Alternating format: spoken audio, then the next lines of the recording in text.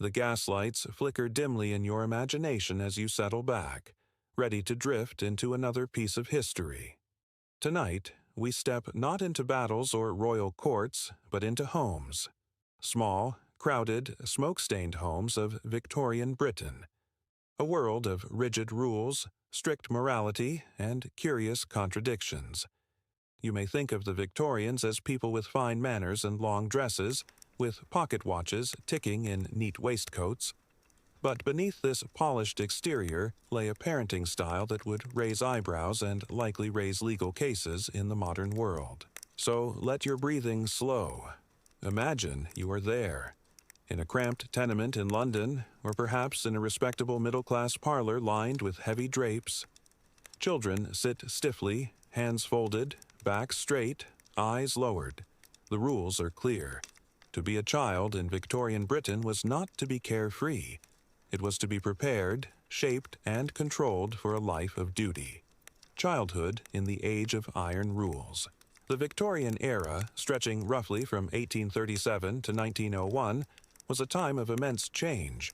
Industrial machines churned, railways carved the land, and Britain stood as an empire that claimed to rule the seas.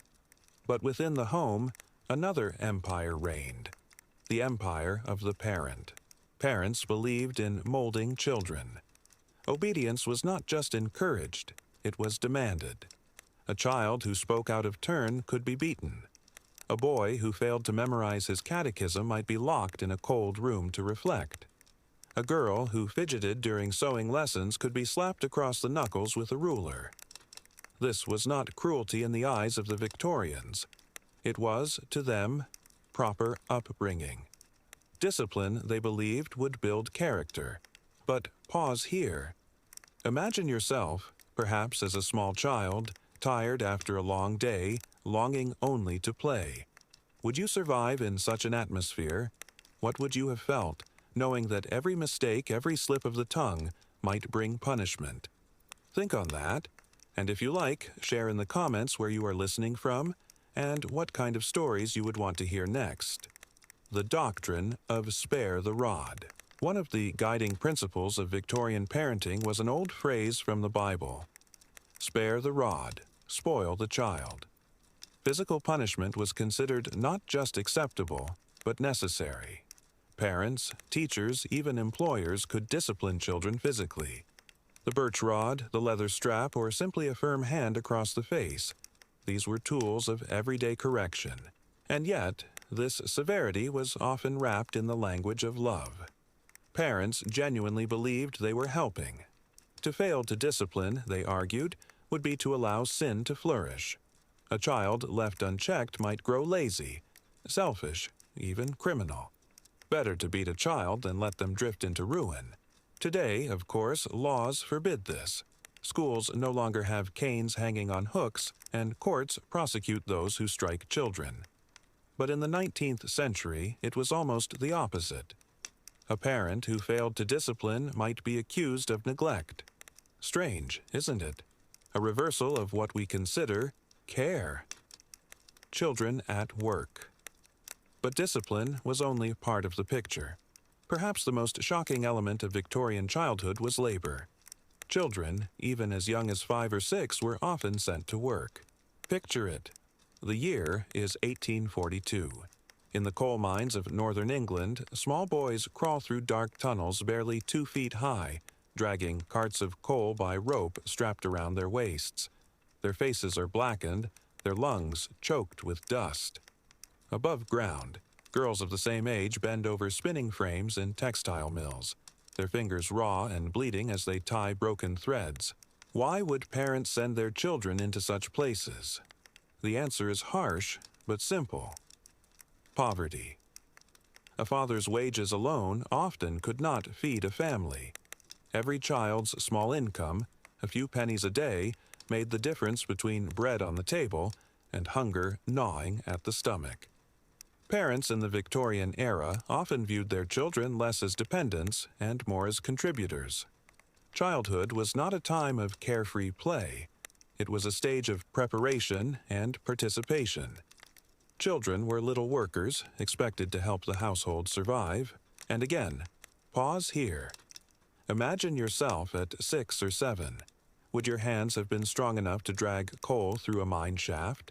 Would your eyes have endured 12 hours of candlelit stitching?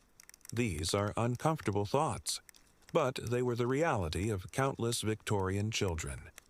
Education, or something like it. Yet not all children toiled in factories. Some, particularly those from wealthier families, which were sent to schools or taught at home. But even here, the methods might unsettle you. Education was strict, repetitive, and often terrifying. In many schools, silence was enforced at all times. Speaking without permission could earn a blow from the cane. Lessons were based on rote memorization. Children repeated lines of Latin, arithmetic tables, or Bible verses over and over, with little room for creativity. At home, middle-class parents followed guidebooks filled with advice. Mothers were told to keep their children in check at all times, to forbid frivolous games, to avoid praising too freely, for praise, it was believed, could spoil a child's moral fiber. And for daughters, the education was even narrower. Girls were trained in needlework, music, and the domestic arts. They were told that their main purpose was to become good wives and mothers. A girl's future was shaped not by her ambitions, but by her father's authority and her eventual husband's control. Today, we speak of childhood as a stage of exploration and growth. The Victorians saw it instead as a stage of training, a long, uncomfortable rehearsal for adulthood. The shadow of religion colored nearly every aspect of Victorian parenting. Prayers before meals, long Sunday sermons, readings from the Bible. These were daily habits. But religion also shaped discipline. Children were taught that disobedience was not just against their parents, but against God Himself. Imagine kneeling in a cold parlor on bare wooden floors while your father reads stern passages from the book of Proverbs. Imagine being told that every lie, every small act of defiance might send you into eternal damnation. Fear was not just earthly, it was eternal. And yet, to the Victorians, this was care. To save a child's soul was more important than comfort. Parents believed they were guiding their children toward heaven by making them suffer a little on earth. Love, behind the severity. It is easy to picture Victorian parents as cold and unfeeling. But the truth was more complex. Many parents deeply loved their children. They grieved bitterly when they died, and death was common, for childhood diseases claimed many young lives. The problem was not lack of love, but difference of ideas. Victorians equated love with preparation. To love a child was to make them ready for the harshness of life. To soften them with kindness might, in their eyes, doom them to failure. So their love looked harsh, their care looked cruel. But behind it, there often was tenderness, glimpsed in small moments. A father working long hours to afford school fees, a mother sewing tiny clothes by candlelight, a parent weeping at a child's grave. And here you might wonder, do you think your own parents, with their scolding, their corrections, their expectations, share, in some distant way, a thread of this Victorian spirit? Perhaps not in beatings and coal mines, but in the belief that discipline prepares you for life. Think about it, and maybe share your thoughts below. Parenting manuals and social advice. Another curious detail. Victorian parents often turned to books for guidance. Whole shelves of manuals instructed them on how to raise children. Some advised strict control of diet. No sweets, no excess meat, plenty of porridge and bread. Others insisted on daily routines of washing with cold water, even in winter, to toughen the body. Advice extended even to emotions. Children were discouraged from crying too much, laughing too loudly, or playing too wildly. Emotions, it was believed, had to be contained, trained, and disciplined, much like the body itself. These manuals may seem quaint today, but they shaped generations of families. And they remind us that much of parenting is not instinct alone, but culture, shifting, changing, and sometimes hard to understand from a distance. Section 2. The story continues. The gaslight still flickers, but now the mist clears just enough for us to see more closely into the details of Victorian childhood. In Section 1, you saw how parents believed discipline and labor shaped children. But there is another side to the tale. The way society itself began to look upon these practices, and the slow, hesitant steps toward change. It was not sudden, it was not smooth, but it was real. The voices of reform. By the early decades of the Victorian era, whispers of concern began to stir. Journalists, philanthropists, and even a few politicians began to look more closely at the plight of children. One powerful figure was Lord Ashley, later known as the Earl of Shaftesbury. He walked through the factories, the mills, the mines, and what he saw unsettled him. He described children bent double in narrow tunnels, children whose growth was stunted, children whose eyes had grown dim from hours in the dust. Writers, too, took notice. Charles Dickens, through novels like Oliver Twist and Hard Times, gave vivid faces to these suffering children. His characters were not mere inventions. They were drawn from what he had seen in the workhouses, in the streets, in the daily grind of poor London families. And slowly the public began to ask, was this acceptable? Was it right to let a child spend their only years of youth dragging coal carts or standing at machines until their fingers bled? The Factory Acts. The response was gradual, piecemeal, and often resisted. But laws began to appear, small at first, then stronger. In 1833, the first significant Factory Act was passed. It forbade the employment of children under 9 in textile factories. Those aged 9 to 13 could work only 9 hours a day, and children 14 to 18 could not work more than 12. It may sound strict by Victorian standards, but think, 9 hours a day, 6 days a week, and this was progress. Inspectors were appointed to enforce the rules. Parents sometimes resented these intrusions. Some lied about their children's ages. Others argued that without the children's wages, the family could not survive. And so the law was bent, evaded, and imperfectly followed. But it was a start. More acts followed. In 1842, children under 10 were banned from working in mines. In 1844, limits were placed on factory machinery dangerous to small hands. By the 1870s, a web of laws began to reshape the very meaning of childhood. The workhouse child. Yet, even with these reforms, many children did not find safety. For the poor, the workhouse loomed. The workhouse was the last resort of the destitute, a place where families who could not feed themselves might go for shelter and bread. But in exchange, they gave up freedom. Families were split apart. Men went to one side, women to another, and children often placed in their own sections. The workhouse child was disciplined with an iron hand. Meals were meager, clothes scratchy, and play nearly non-existent. Education, when given, was narrow and repetitive. Yet, strangely, reformers argued that this was an improvement. For here, at least, the child would not starve on the streets. Do you see the tension? Care was harsh, yet meant as protection. Cruelty and kindness lived side by side, tangled and inseparable. Schooling as a new duty. As the century advanced, another great change came.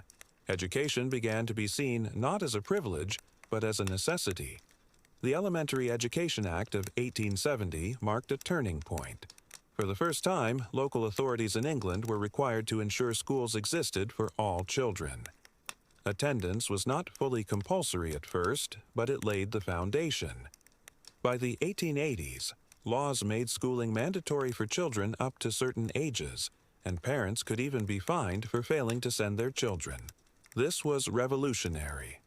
Imagine a parent, once proud to have their 10-year-old earning a wage in a factory, now being told, "No, your child must sit in a classroom, must learn to read, must recite lessons." For some families, it felt like a theft of income. For others, it was the beginning of opportunity. Teachers took over some of the role that parents once held, and though schools remained strict, canes and harsh discipline still common, the very idea that children belonged in classrooms rather than coal pits began to take hold. Discipline in schools. Yet, discipline did not soften quickly. If Victorian parenting was strict, Victorian schooling was doubly so. Teachers kept canes at hand, ready for quick punishment. Kneeling on hard floors, being struck across the knuckles, standing for hours as a lesson in obedience, these were everyday experiences. Children learned not only reading and arithmetic, but the lessons of order and silence. To speak out of turn was shameful. To fidget was disgraceful. To resist was dangerous. But the schoolhouse also carried seeds of something new. Literacy spread. Children from poor families could sometimes rise to better positions. And in that small space of learning, society slowly redefined childhood as more than labor. Parenting manuals revisited. While laws and schools shifted the shape of childhood, parents at home were still guided by the thick manuals of advice. By mid-century, some manuals began to soften their tone. Influences from writers like Samuel Smiles, who preached self-help, suggested that encouragement could be as valuable as punishment. Some physicians argued that excessive beating could damage a child's nerves or health. A new word began to enter: kindness. Yet these ideas spread slowly. Many homes remained strict, even harsh, and the conflict grew between the law, which demanded children stay in schools, and parents, who clung to old methods of control. Case studies of cruelty. To see just how different things were, consider some real cases that reached the newspapers. In 1870, a father in Birmingham was tried for binding his son to a chair for hours each day as punishment for failing to learn scripture. The court found him guilty of cruelty, but the sentence was light. For many still argued that a father had the right to discipline.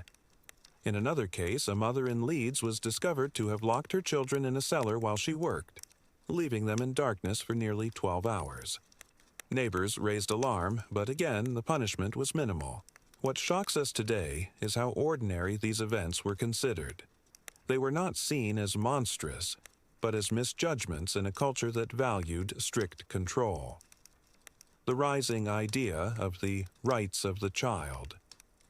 By the late 19th century, however, new ideas began to gather force. Reformers spoke of the rights of the child. They argued that children were not merely small adults, but beings with needs of their own, for play, for tenderness, for growth.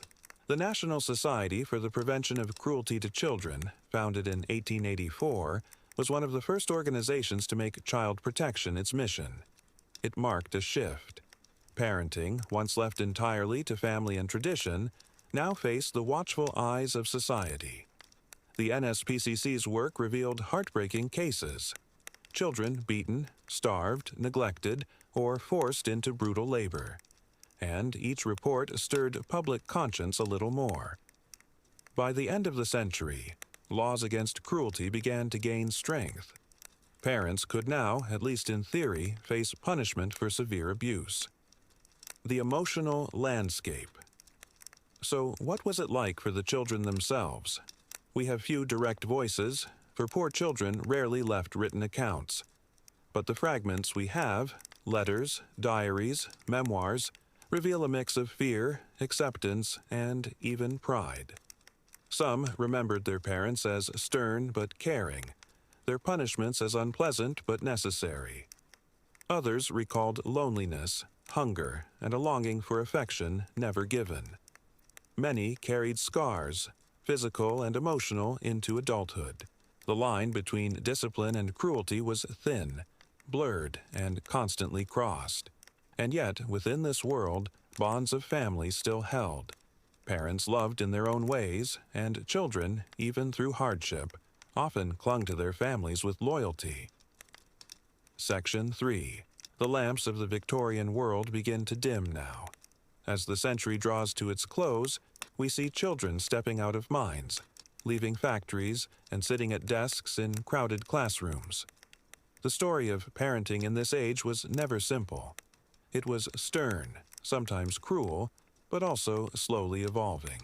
What began as unquestioned discipline, wrapped in scripture and tradition, gradually gave way to something closer to what we might recognize today. The slow softening. By the 1890s, the tide was turning.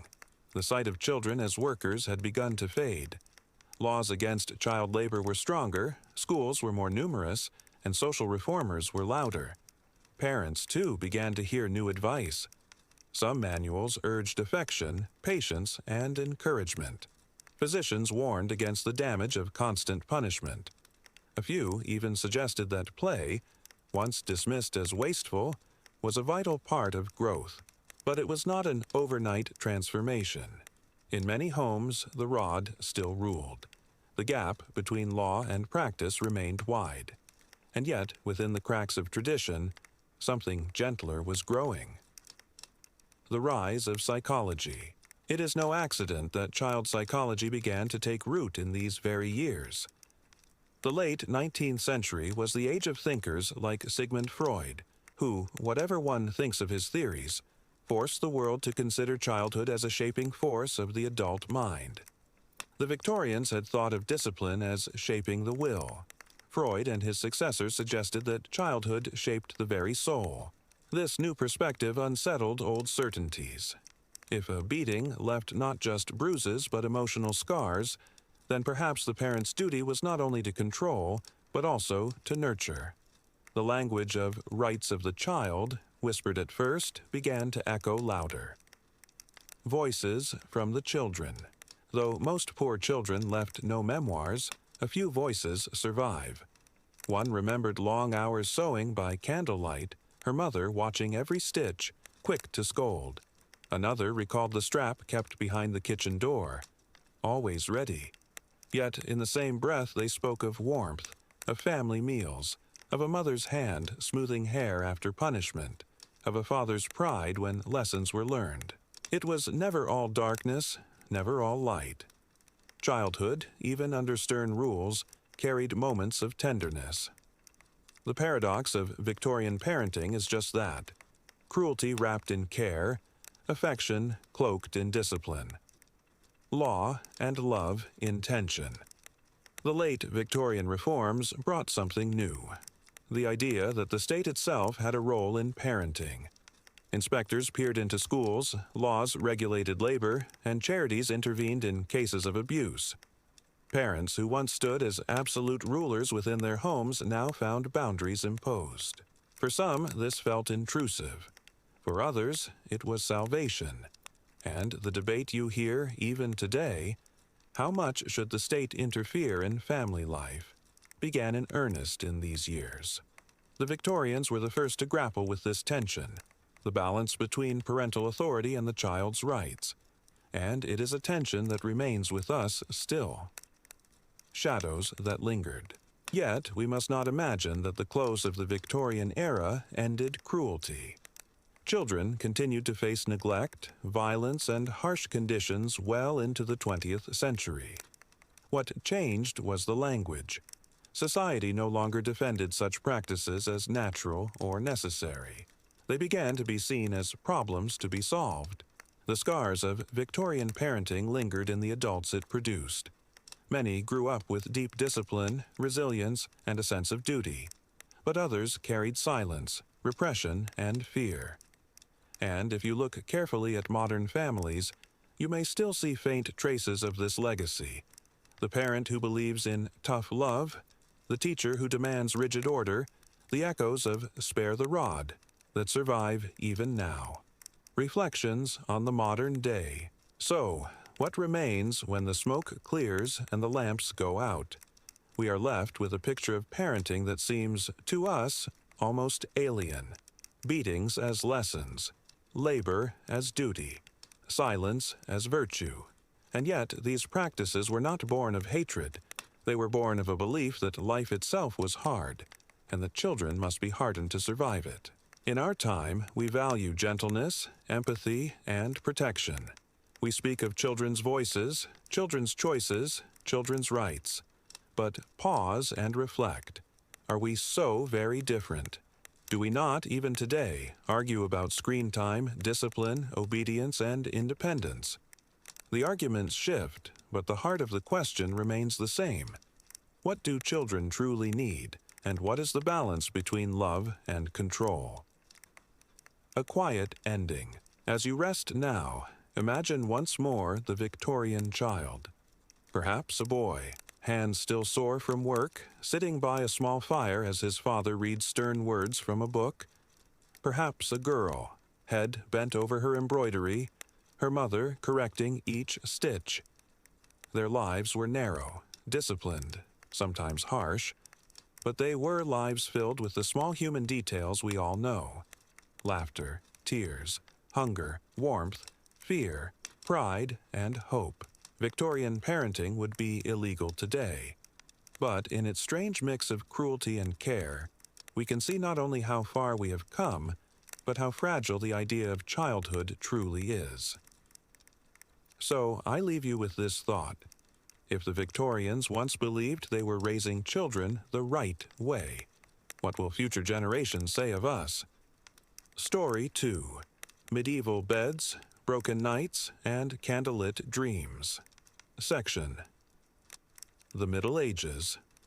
A world of stone castles, timber-framed houses, muddy lanes, and flickering candlelight. Yet beyond the tournaments and the monasteries, beyond the markets and the fields, there was another life, quieter but no less strange. The life of sleep. When you close your eyes tonight, think of how ordinary it feels to expect one long stretch of rest, from evening until morning. But if you had lived in the medieval world, your sleep would have looked quite different. The very rhythm of the night was divided, not whole, and what happened between dusk and dawn might surprise you. Segmented sleep. Historians now know that people in medieval Europe often slept in two distinct shifts. The first sleep began after dusk, usually lasting until midnight or so. Then came a period of wakefulness, sometimes an hour, sometimes longer. After this, people went back to bed for a second sleep until dawn. This pattern is mentioned in diaries, legal documents, even medical texts of the time. Physicians advised that the waking period between first and second sleep was natural and even healthy. People might rise quietly, tend to the fire, check on animals, or even walk to neighbors' homes if they were close. Others used the time for prayer, reflection, or quiet conversation. Imagine yourself waking in the still of the night. No alarms, no electric lamps, only the dim light of embers in the hearth. Outside, the village is silent except for the distant barking of dogs or the call of an owl. In that silence, you might sit on a bench, murmur a prayer, or simply drift in thought before returning to your straw mattress for the second sleep. Beds of the poor and the rich. But what of the beds themselves? Here lies another curious difference. For peasants, the bed was simple. Often it was nothing more than a wooden frame, ropes strung across to support a mattress stuffed with straw, hay, or rags. The phrase "sleep tight" may even come from these rope supports, which had to be tightened regularly so the sleeper did not sag to the floor. Covers were heavy woolen blankets or animal skins. Pillows were rare for the poor. A family might all sleep together in one bed. Parents, children, sometimes even servants. Not only because of lack of space, but also for warmth in drafty, unheated houses. Privacy was rare. To be a child in such a bed meant hearing every breath and stir of those beside you. For the wealthy, the picture was very different.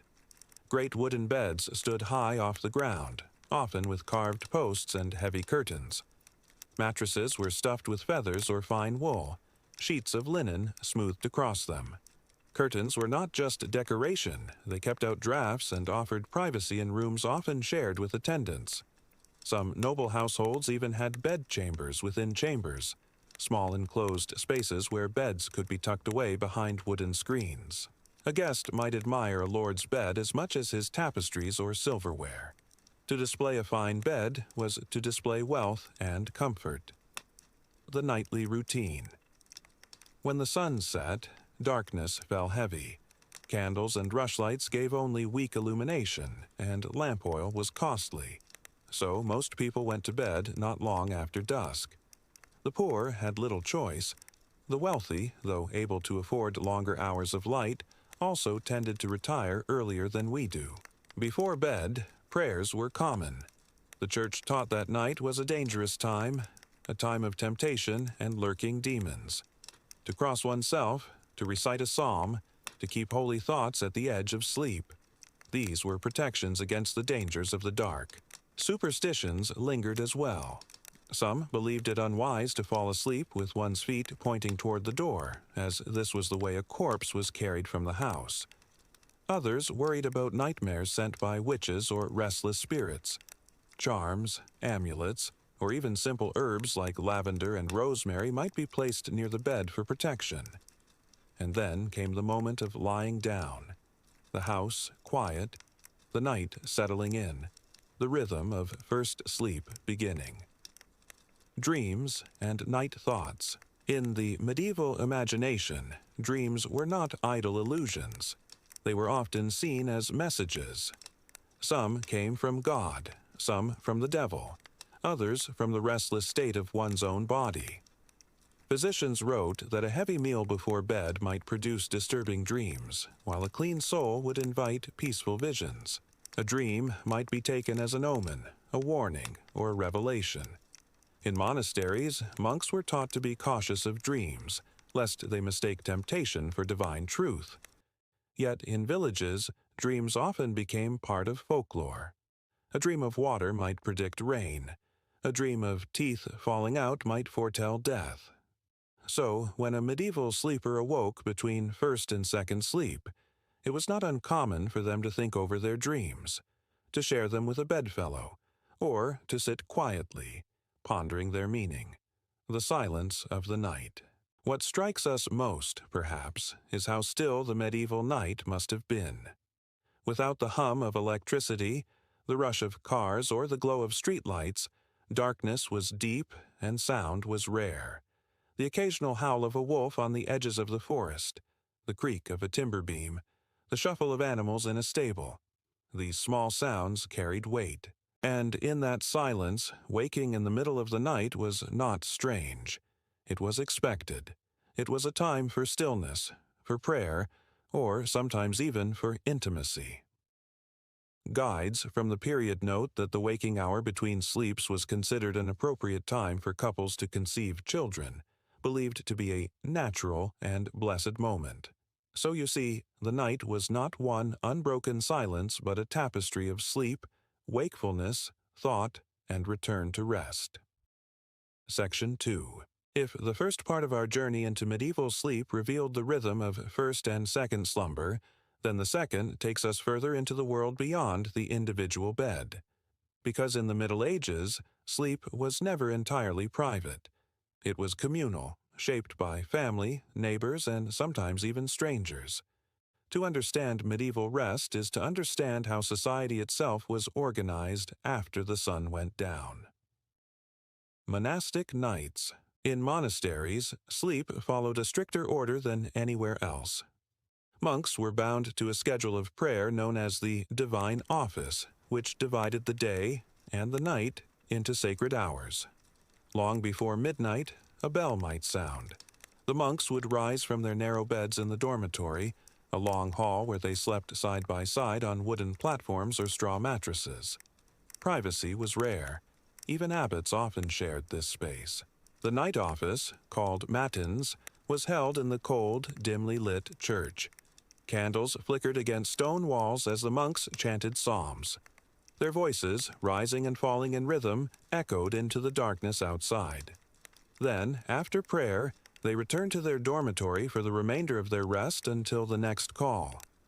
In such places, sleep was more duty than comfort. Rising at intervals in the night was not strange. It was part of spiritual discipline. Sleep was to be broken, sacrificed, and offered to God. And yet, within this strict order, there was also a sense of peace.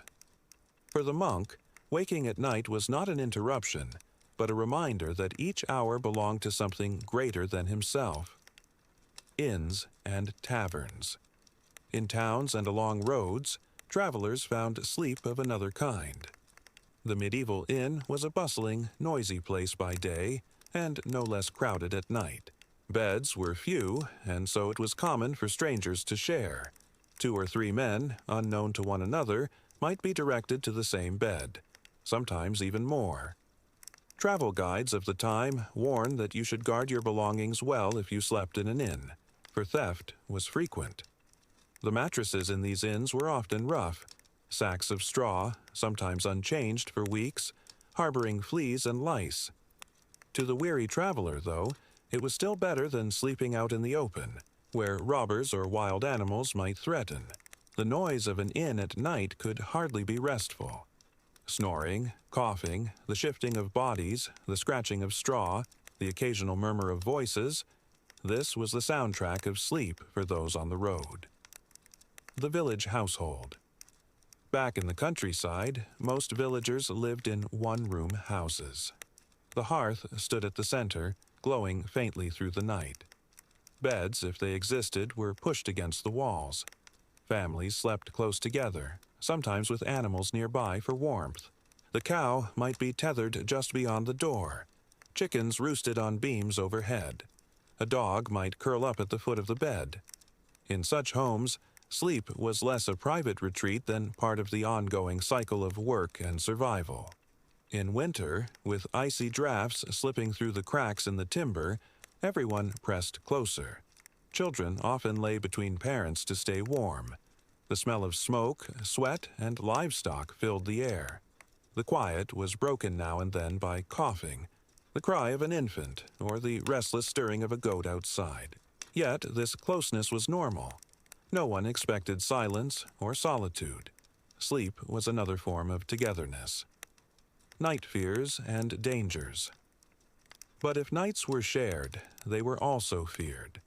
The medieval imagination painted the hours after dusk as perilous.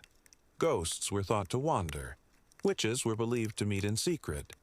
Demons, some said, perched on the chests of sleepers, causing bad dreams and even suffocation. The origin of the word nightmare. Practical dangers existed as well. Fires, left burning in the hearth, could spark and spread while households slept. Thieves often chose the dark hours to creep into barns or houses. Wolves prowled on the edges of forests. In towns, night watchmen patrolled the streets, carrying lanterns or torches, calling the hours aloud, warning against fire or trouble. Because of such fears, many doors were barred tightly, shutters drawn, charms placed nearby. Sleep was not simply surrender. It was an act of trust that the night would pass safely. Wealth and display. For nobles and the wealthy, nighttime also had its rituals of power. The lord's bedchamber was not only a place of rest, but a place of ceremony. Servants undressed him, prepared his bed, and often slept in adjoining rooms in case he needed them. The act of going to bed could be observed by others as a sign of rank.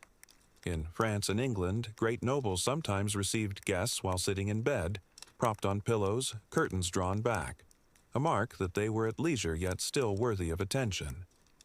The size of a bed, the fineness of its linens, the richness of its canopy, all of this displayed wealth.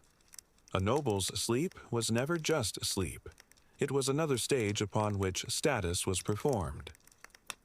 Rituals of the second sleep.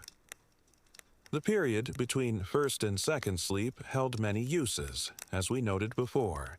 But in towns and villages, it was also a time of work. Bakers often rose in these hours to knead dough and prepare ovens for the day. Farmers might rise to check animals. Some people used the time to mend clothes, spin wool, or tend to tasks that daylight labor did not allow. Letters from the time-mentioned couples whispering to one another in the dark, neighbors exchanging quiet visits, even legal depositions noting crimes committed between first and second sleep. The night was not empty. It was divided. punctuated by moments of activity before rest resumed. The body and the clock.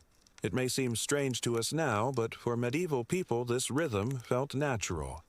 Without clocks to dictate time, the body responded more directly to the rise and fall of light. Candlelight was dim, expensive, and brief. The moon waxed and waned, shaping the brightness of the night.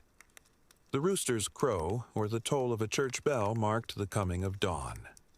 First and second sleep were not enforced by habit, but by the world itself, the dark, the cold, the silence, the natural cycles of the human body. Section 3. The medieval night was never truly still. From monasteries where bells summoned monks to prayer, to cottages where children stirred in shared beds, to inns where travelers shifted restlessly among strangers, sleep was not the uninterrupted block we expect today. And yet, across centuries, this divided, communal, flickering life of the night began to change. What we find, when we look closely, is that medieval sleep was not only a bodily necessity, but also a cultural expression. It reflected faith, fear, family, and even status. To sleep was to join a rhythm of life shared across generations, a rhythm that would eventually, quietly, fade away. Changing shadows. By the later Middle Ages, new habits began to reshape the night. Candles became more widely available, though still costly, and wealthier households extended their waking hours with greater ease. Towns grew larger, markets busier, and with prosperity came a taste for evening sociability. In noble courts, feasts sometimes stretched long into the night. Music, poetry, dancing, and games delayed the first sleep, making the pattern less predictable. In cities, taverns and alehouses stayed open later, their noise spilling into darkened streets. Slowly, the rhythm of segmented sleep began to erode, though it would take centuries more for it to vanish completely.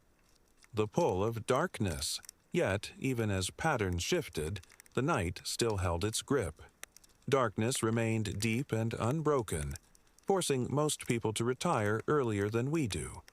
Oil lamps existed, but their light was dim and expensive to maintain. Only the wealthy could afford to burn them freely. For the poor, nothing had changed. Families still lay down together after dusk, their first sleep rising naturally from weariness. The waking hour in the middle of the night remained a part of their lives, a quiet time of prayer, or perhaps a brief tending to the fire before returning to rest. The poor and the rich alike still lived in a world bound by the limits of sun and moon. And in that world, night was not a void, but a presence, something to be managed, respected, and endured. Medicine and sleep. Medieval physicians gave surprising attention to sleep. They advised that the best rest came when one lay on the right side first, then turned to the left, so digestion could settle properly. They cautioned against sleeping too much, for it might make the body sluggish, but also against too little, which could cause imbalance. Sleep, in their eyes, was not only a physical act but a delicate adjustment of humors, the fluids believed to govern health. To sleep poorly was to risk illness. To sleep well was to nourish both body and mind. Doctors even discussed the waking hour between sleeps, noting that it allowed digestion to proceed smoothly. What we see as odd, they often saw as beneficial. Dreams as guides. Throughout the medieval centuries, dreams remained a mystery and a fascination. Some people recorded them, others sought their interpretation from priests or wise women. Books circulated with guides to dream meanings, offering explanations for everything from flying to losing teeth. In monasteries, confessors sometimes asked about dreams to test whether the soul was being tempted. Among villagers, dreams might guide daily life, when to plant, whether to travel, whom to trust. The night, then, was not wasted time. It was a realm of meaning, where both body and spirit were touched by forces beyond the ordinary. Toward modern nights. By the 16th and 17th centuries, Europe was changing rapidly. Towns grew brighter with torches, lanterns, and eventually oil lamps. Households with means began to stay awake later, stretching the day into the evening. As light expanded, the habit of first and second sleep weakened. People went to bed later and woke later, collapsing the two periods into one. By the time artificial lighting became widespread in the 18th and 19th centuries, segmented sleep had nearly vanished from memory. What was once normal for countless generations, 2 sleeps with a waking hour in between, became odd, almost unimaginable. And yet, even today, some people who wake in the middle of the night find themselves at peace, untroubled by the interruption. For them, the body may still whisper an older rhythm, a medieval echo that has never quite disappeared. Reflection on togetherness. Perhaps the greatest difference between medieval nights and our own lies not in when people slept, but in how. Privacy was rare. Families pressed together for warmth. Strangers shared beds in inns. Monks rose together, prayed together, returned together to sleep.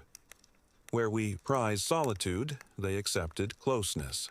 To sleep in the Middle Ages was to be part of a shared human fabric, stitched together by necessity, belief, and survival. In this, there is a lesson. The medieval night reminds us that sleep is not only a personal retreat, but also a reflection of the world around us. Our patterns are shaped by technology, by community, by the fears and comforts of our time. So, as you drift off tonight, think of that long-vanished world. A wooden bed with ropes strung tight, a mattress of straw or feathers, heavy blankets pulled close, the fire glowing faintly in the hearth, outside darkness deep and unbroken. You sleep, you wake, you pray or whisper or simply sit, and then you sleep again. It was a different rhythm, slower, quieter, stranger. And it leaves us with a question that lingers like candle smoke in the still night air. Have we gained more comfort in our modern nights, or lost a deeper connection to the natural rhythms of sleep that our ancestors once knew? Story 3. Victorian Parenting, Discipline, Duty, and the Children of the Empire. Section 1. When you picture the Victorian world, the soot-darkened streets of London, the clatter of horse-drawn carriages, the gas lamps glowing in evening mist, your mind might not first turn to children.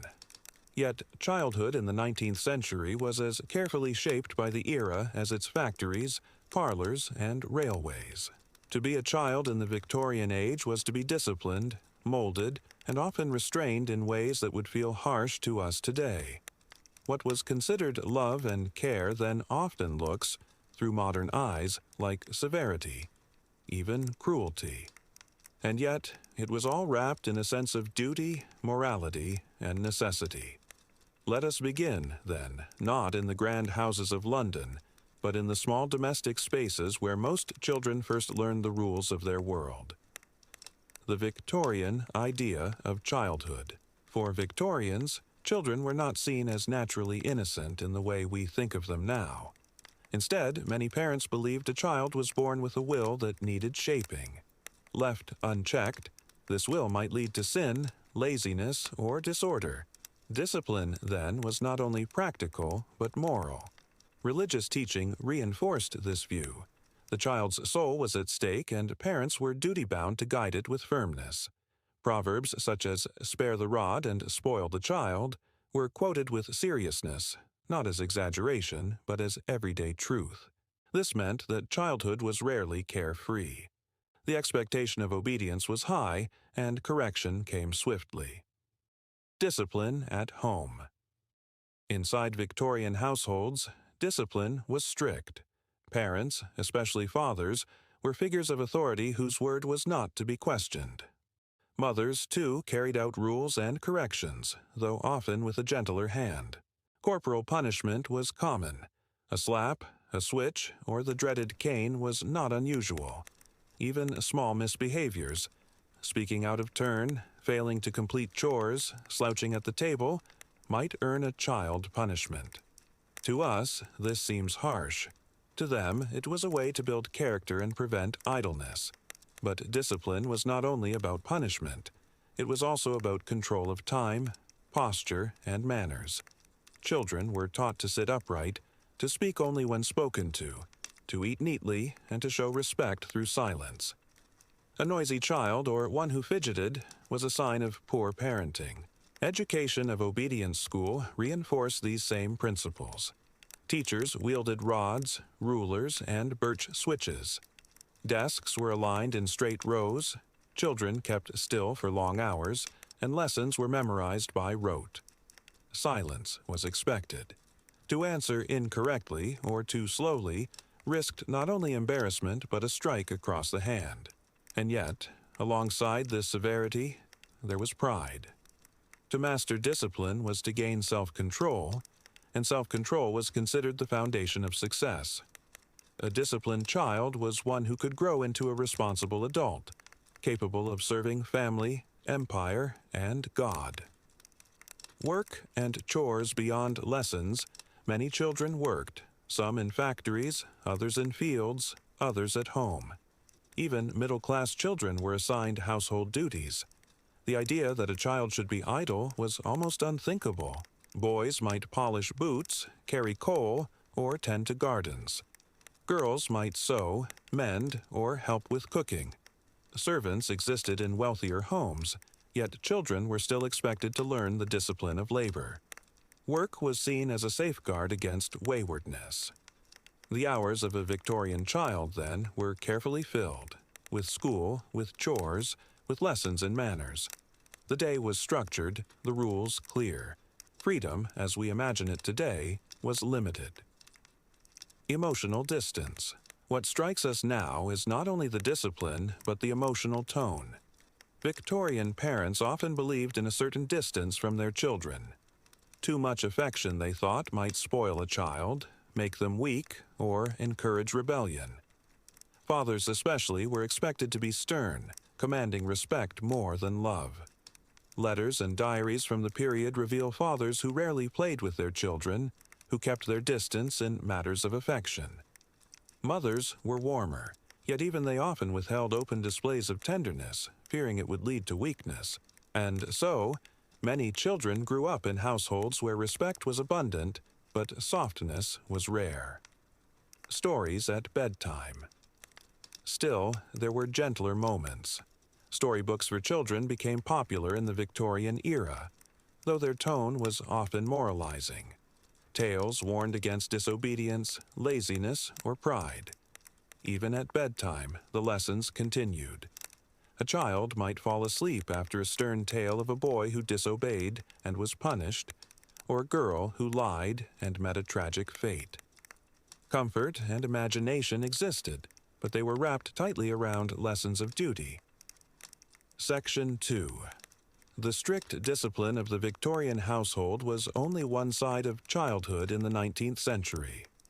Outside the family walls, children faced an even harder reality, one that blurred the line between childhood and adulthood almost entirely. To grow up in the age of Queen Victoria often meant entering the workforce at an age when today's children are still learning their alphabet. Industrialization created new opportunities, but also new demands for labor. Small hands could reach where adult hands could not. Quick bodies could dart between machines too dangerous for grown workers. And so, thousands of children were employed in mills, mines, and factories. Imagine the cotton mills of Manchester or Leeds. Rows of machines clattered endlessly, their gears whirring, their belts snapping. The air was filled with dust and fibers that clogged the lungs. Children, some as young as 7 or 8, ran between machines, tying broken threads, cleaning parts, or carrying loads. 12-hour days were common, breaks were short, accidents were frequent. In the coal mines, children carried heavy loads of coal, crawled through narrow tunnels, or opened trap doors to let carts pass. Their bodies bent and twisted by labor, their lungs darkened by dust. They worked not because they chose to, but because survival demanded it. For families living in poverty, A child's wages, however small, could mean the difference between food on the table or hunger. And so, children labored not as exceptions, but as part of the expected rhythm of life. Workhouses and orphans. For those without families, the fate could be even harsher. Workhouses, institutions designed to house the poor, became notorious in the Victorian age. Here, orphaned or abandoned children were taken in, fed, clothed, and put to work. The philosophy behind the workhouse was grim. Poverty was seen as a moral failing, and assistance had to be given in the harshest conditions so as not to encourage dependency. Children grew up in these institutions with minimal affection, minimal comfort, and constant labor. They scrubbed floors, picked apart old ropes for fibers, or toiled in attached factories. Charles Dickens, who himself had experienced child labor, gave voice to these sufferings in his novels. His stories of Oliver Twist or David Copperfield were not wild inventions, but reflections of what many children truly endured. Education and reform. Yet the Victorian age was also one of reform. Campaigners began to push back against the worst abuses. The Factory Acts, passed throughout the 19th century, gradually limited the hours children could work. Schools were promoted, though at first they were rudimentary and inconsistent. By mid-century, Sunday schools and charity schools offered basic reading and writing. Later, compulsory education acts required children to attend school for part of the day, though many still balanced lessons with labor. The classroom, however, was not always gentler than the factory. Corporal punishment remained common. Teachers drilled children in reading, arithmetic, and scripture, often with harsh discipline. To stumble over a word might earn a rap on the knuckles. Yet, even so, the spread of schooling marked a turning point. Slowly, the idea of childhood as a time for learning rather than working gained ground. The middle-class child. Meanwhile, in middle and upper-class homes, children lived very differently. They were less likely to be sent to factories or mines, though they were not free from discipline. Governesses and tutors oversaw their lessons, often with the same stern methods as schools. Boys were trained for professions or prepared for public schools, where discipline could be brutal. Girls were prepared for domestic roles, taught needlework, piano, or French. Their lives were shielded from the grime of factories, but shaped by expectations of obedience, duty, and propriety. And yet, even in these homes, the emotional distance remained. Parents rarely lavished affection. Children were guided by example, by strict rules, and by a sense of responsibility to the family's reputation. Religion and morality. Religion wove through every aspect of Victorian childhood. Sunday was a day of strict rest and worship. Sermons often reminded children of their sinful nature and their need for obedience. Prayer was routine, often performed morning and evening, sometimes before meals, sometimes before bed. Children were expected to memorize scripture, hymns, and moral lessons. Their play, when allowed, was often limited to what seemed wholesome. Games that taught discipline, books that carried moral messages, toys that reflected industry and order. In every detail, childhood was directed toward one goal: shaping an obedient, moral adult. Loss of innocence. Perhaps what stands out most, looking back, is how quickly Victorian children were drawn into the responsibilities of adulthood. Labor, chores, rules, and morality left little space for the carefree play we associate with childhood today. Even toys and games often carried lessons, steering children toward proper behavior. To us, the loss of innocence seems tragic, but to Victorians, innocence was not the goal. Discipline was, order was, and the shaping of character was worth any hardship. Section 3. The story of Victorian childhood is not only a tale of discipline and hardship, it is also a story of transformation. As the century unfolded, new ideas began to shift how parents, educators, and society viewed children. The stern order of the early Victorian years slowly gave way to something softer, something that hinted at the modern understanding of childhood we know today. From children to adults, the children of Victorian Britain carried their discipline with them into adulthood. A boy raised to obey without question often became a man devoted to duty, work, and respectability. A girl raised to endure strict rules often became a woman skilled in self-control, sacrifice, and managing a household with efficiency. This legacy helped power the great machinery of the British Empire. Soldiers, clerks, missionaries, and industrialists alike drew upon the lessons of endurance and obedience they had learned in youth. To the Victorians, this connection seemed natural. Strict childhood prepared citizens for a demanding world. But for many individuals, the emotional cost was high. Some carried memories of coldness, of loneliness, of affection withheld. The same discipline that created strength also created wounds. Seeds of change. By the late 19th century, voices of reform grew louder. Writers like Charles Dickens and Elizabeth Barrett Browning drew public attention to the plight of children in factories and workhouses. Reformers lobbied Parliament, leading to further factory acts that reduced child labor and extended education requirements. Charities such as Dr. Barnardo's Homes provided shelter for orphans in environments intended to be kinder than the dreaded workhouse. The spread of public libraries, playgrounds, and youth organizations like the Boy Scouts, founded in 1908, just after the Victorian age, reflected a shift. Society was beginning to see value in nurturing rather than only disciplining children. The home, too, changed. Parenting manuals published late in the century encouraged greater warmth, advising parents to mix affection with discipline. Though corporal punishment remained common, the ideal of constant severity began to soften. Psychology and the child. At the same time, the new science of psychology was beginning to emerge. Thinkers such as Charles Darwin, Herbert Spencer, and later Sigmund Freud turned their attention to development, emotions, and the inner life of the child. Darwin famously observed his own son, recording notes on his development as if studying a new species. Others followed, slowly building the foundation for developmental psychology. For the first time, the child was not only a small adult in training, but also a subject of study in their own right. Their feelings, behaviors, and stages of growth began to matter. Though Freud's theories would come in the early 20th century, their roots lay in this Victorian curiosity, the quiet resistance of children. And yet, even in the strictest households, children found ways to resist.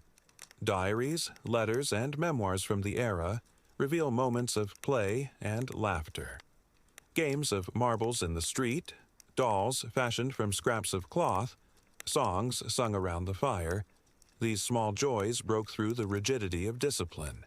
Siblings whispered secrets under covers, young apprentices stole moments of rest, and orphans shared bonds of friendship in the bleakness of workhouses. Childhood, despite everything, refused to be entirely crushed by discipline. Echoes in our time. The Victorian legacy still lingers today.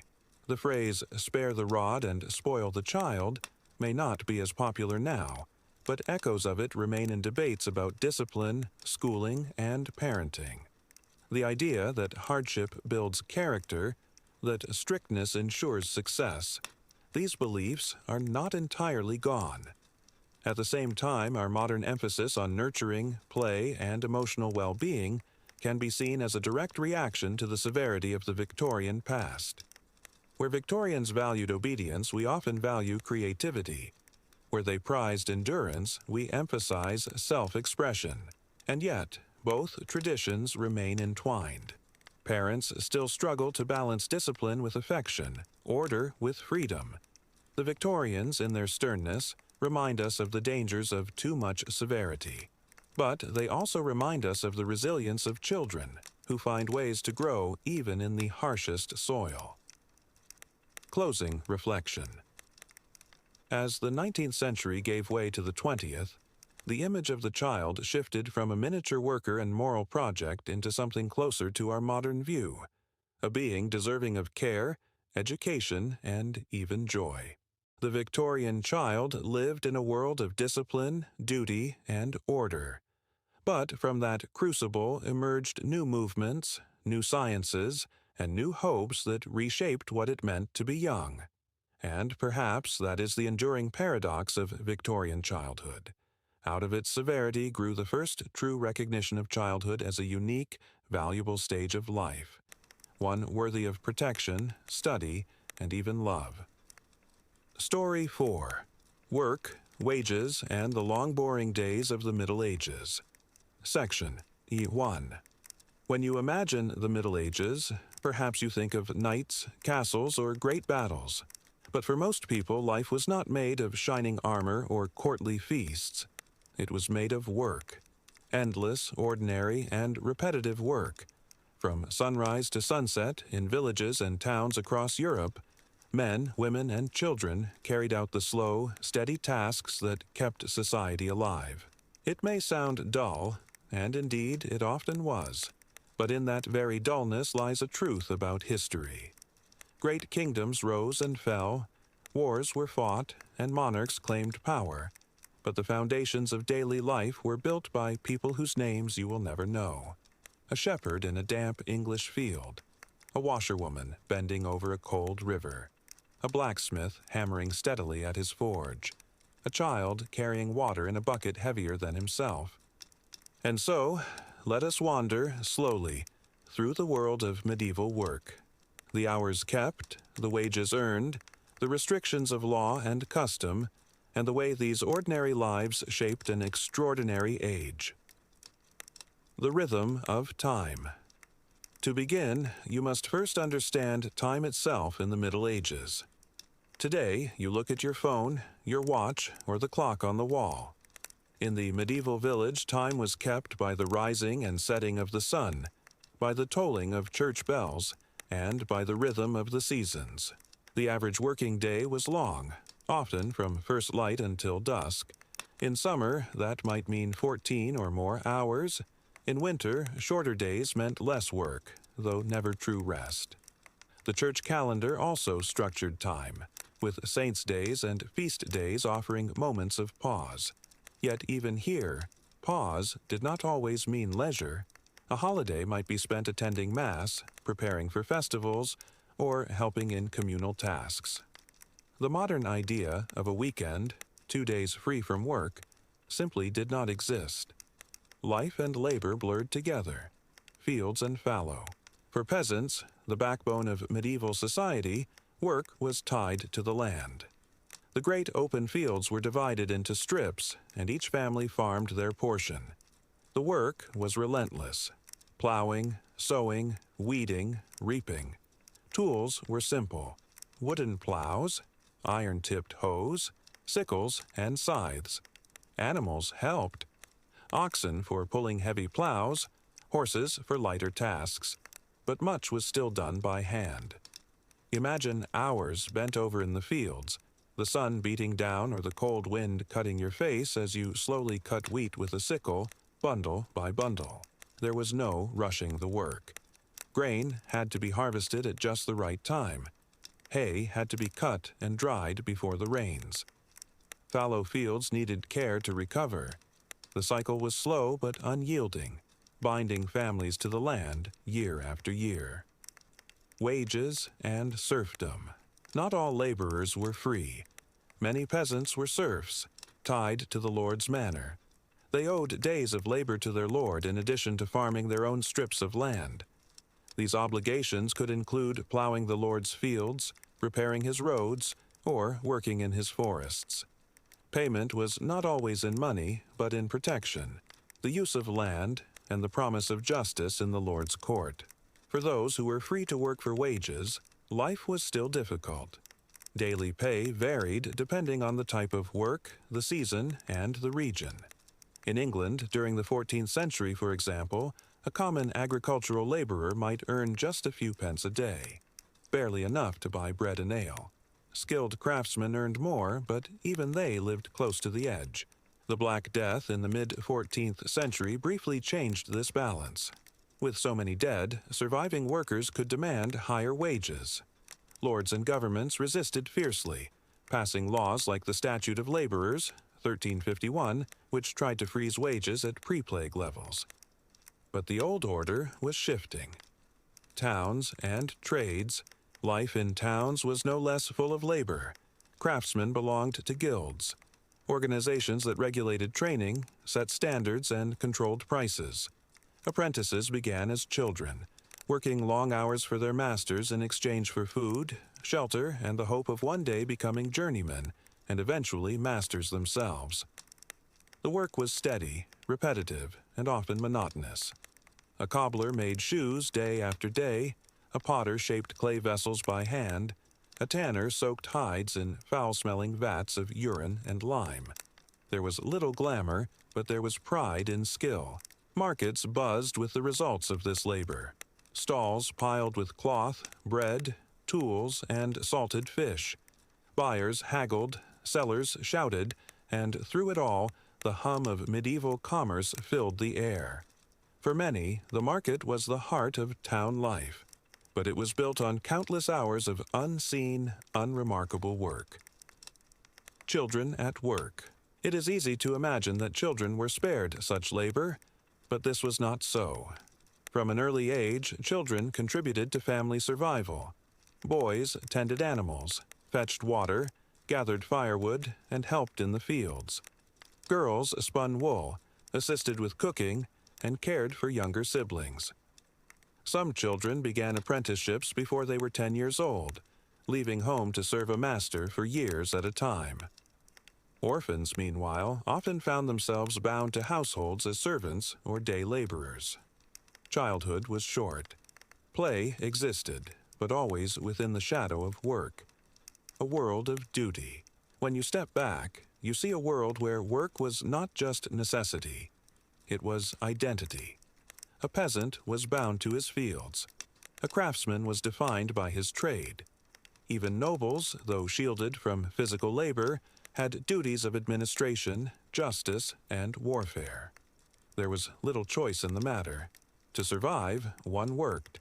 To belong, one worked.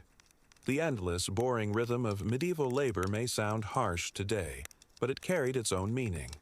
People knew their place, their tasks, and the cycle of life that shaped them.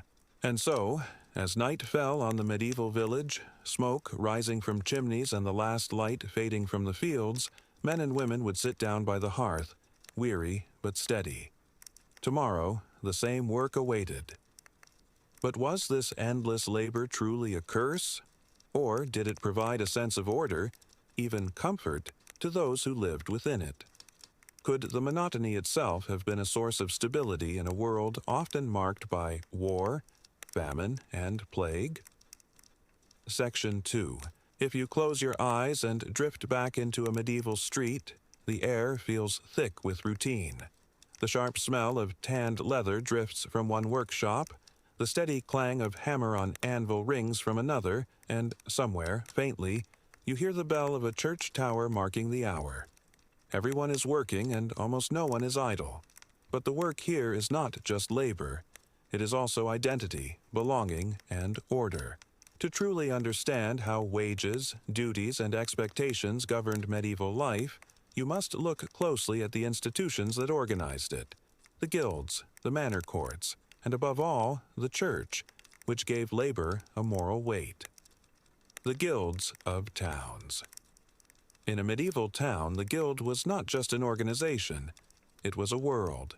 A guild regulated who could make shoes, who could weave cloth, who could sell ale.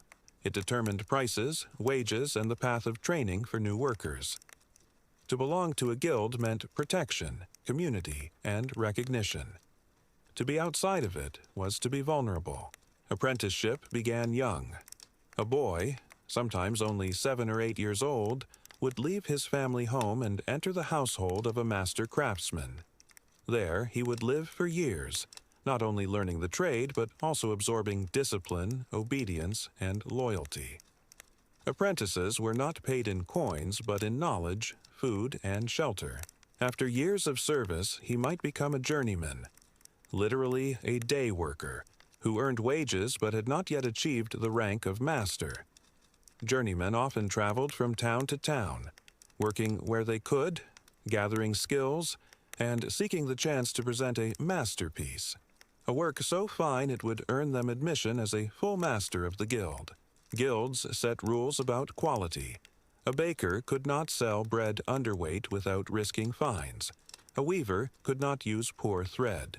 A blacksmith could not cut corners on the strength of his iron. These rules were not only economic, but moral, protecting buyers and preserving trust. And yet, guilds were also restrictive. They limited competition, controlled entry, and could exclude outsiders. The dignity of labor was preserved, but at the price of freedom. The weight of wages.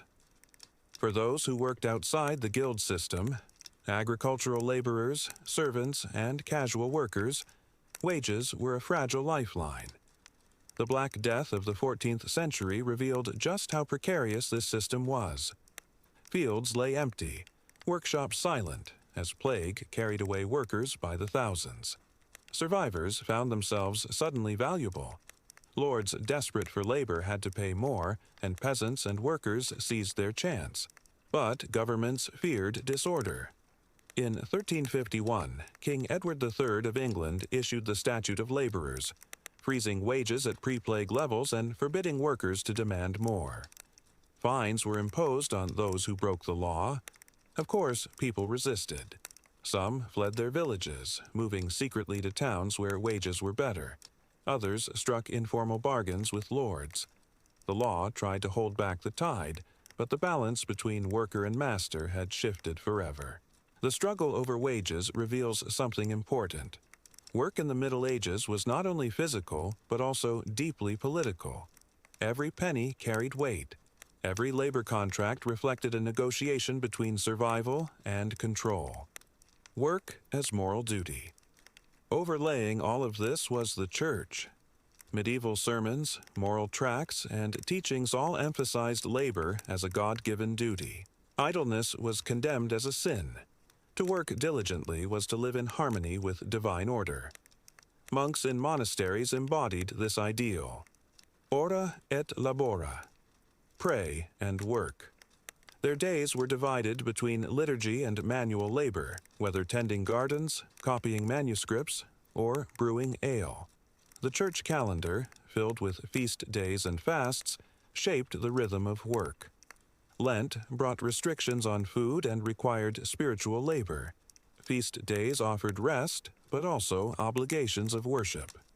Even the act of working in the field was often begun with a prayer. For peasants, this gave meaning to otherwise endless tasks.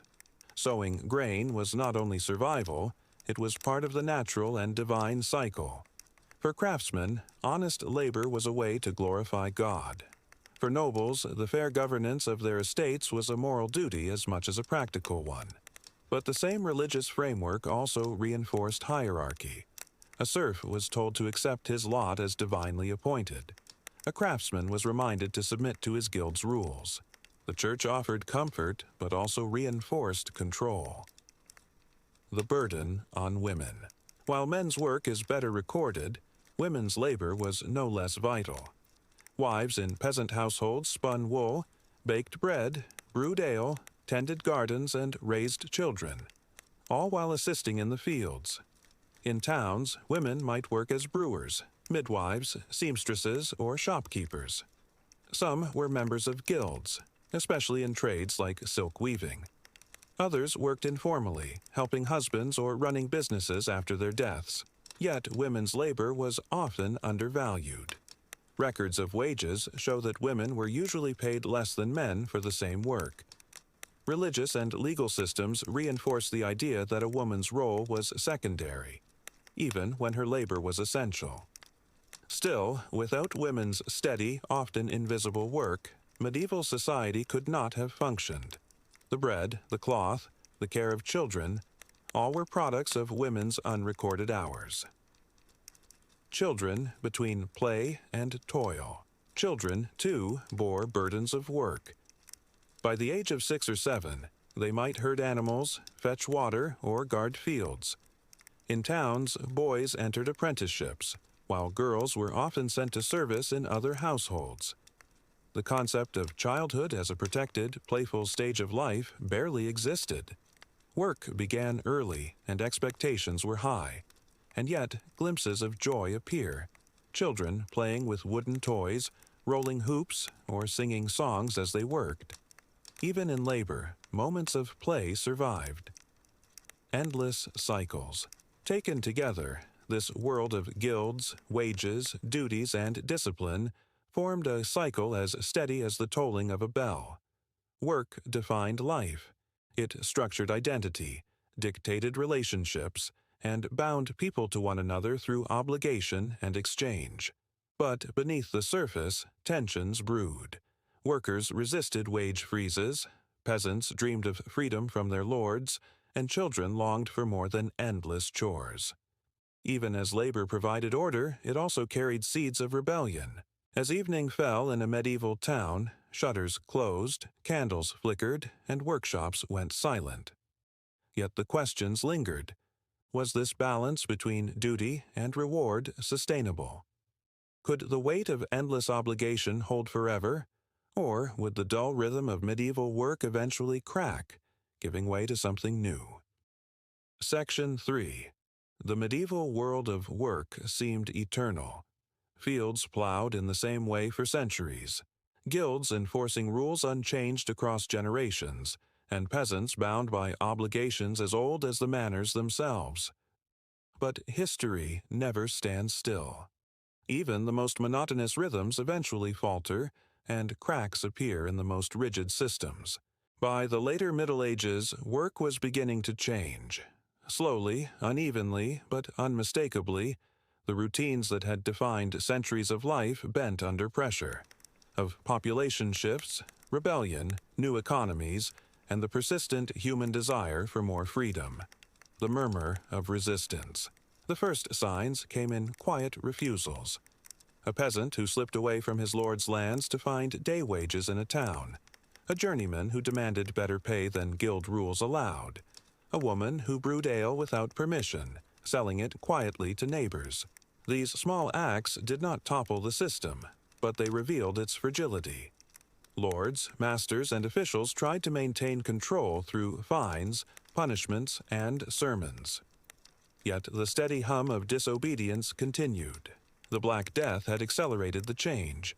With so many gone, survivors had bargaining power. Workers who once bowed quietly now asked for more. Laws like the Statute of Laborers, 1351, tried to freeze wages, but enforcement was patchy. People had tasted leverage, and they would not forget it. The peasants' revolt. In 1381, these tensions erupted dramatically in England with the Peasants' Revolt.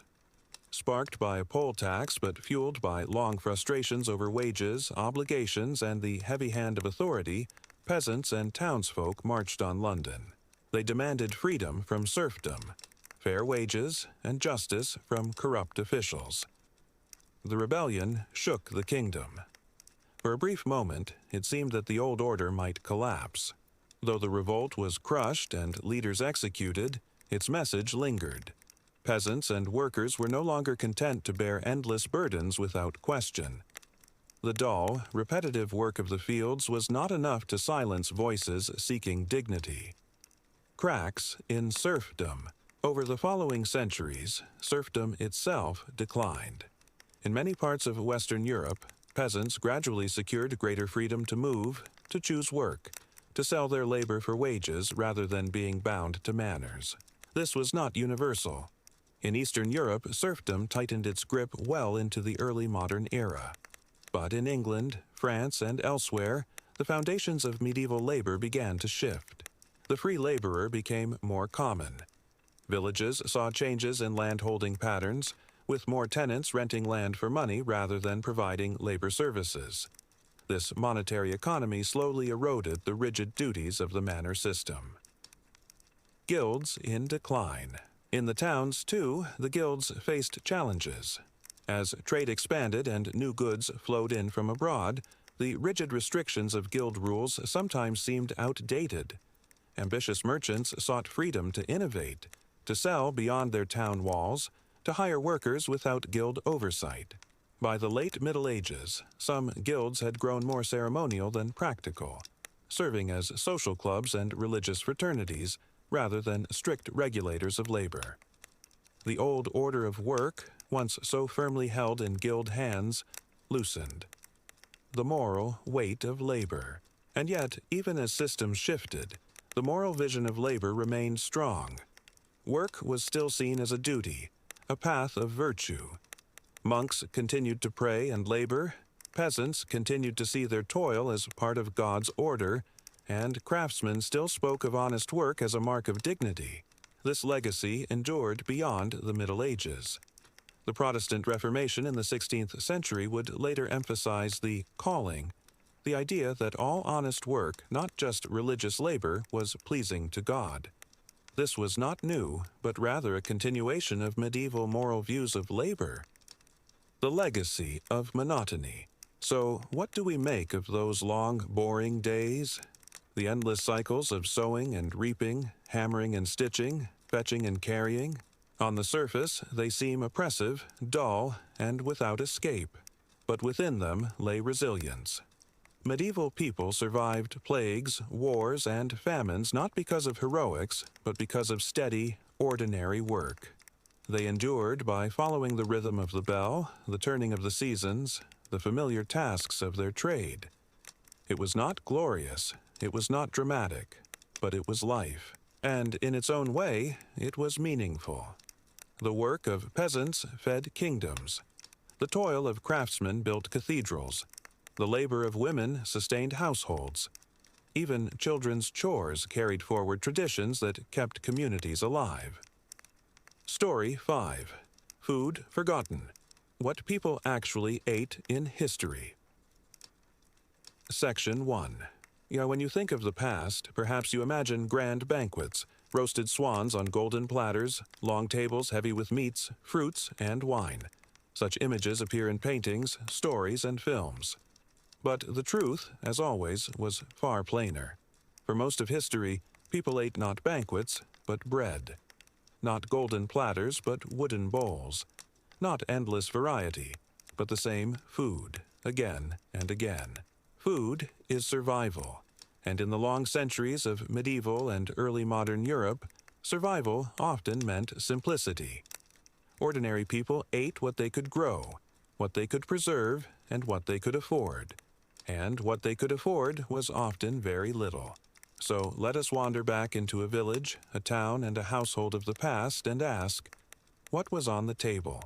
What did people taste when they sat down to eat? And how did the dull, forgotten meals of everyday life shape the lives of millions? Bread at the center. At the heart of nearly every meal was bread. In Northern Europe it was coarse and dark, made from rye, barley, or oats mixed with wheat when it could be afforded. White bread existed but was a luxury, reserved for the wealthy and the clergy. Bread was not only food, but also a measure of stability. When grain harvests failed, famine followed. A bad winter or too much rain could turn into hunger the next year. People measured time not by years, but by dear years and hungry years. Loaves were baked in communal ovens, often once or twice a week. Families might bring their dough to the oven, pay a small fee, and carry home heavy, dark loaves that had to last. Bread was dipped into broth, eaten with cheese, or simply chewed dry to fill the stomach. The word companion itself comes from the Latin com panis, with bread. To share bread was to share life. Porridge and pottage alongside bread came porridge and pottage, thick, soupy mixtures of grains, beans, and vegetables boiled together. Pottage might simmer in a pot over the hearth for days, with new ingredients added as they became available. Cabbage, onions, leeks, peas, beans, whatever was cheap and in season. A scrap of salted meat might be added for flavor, but often it was entirely vegetarian. This humble dish was the true staple of peasant life. It was filling, easy to prepare, and endlessly repetitive. Imagine spooning the same thick stew morning after morning, night after night. its taste as familiar as the walls of your home. The role of meat. Contrary to popular imagination, meat was not a daily affair for most people. It was costly, difficult to preserve, and often reserved for festivals or wealthier households. When eaten, it was usually pork. Pigs could be raised in woodlands, feeding on acorns. Beef was rarer, as cattle were more valuable for milk and plowing.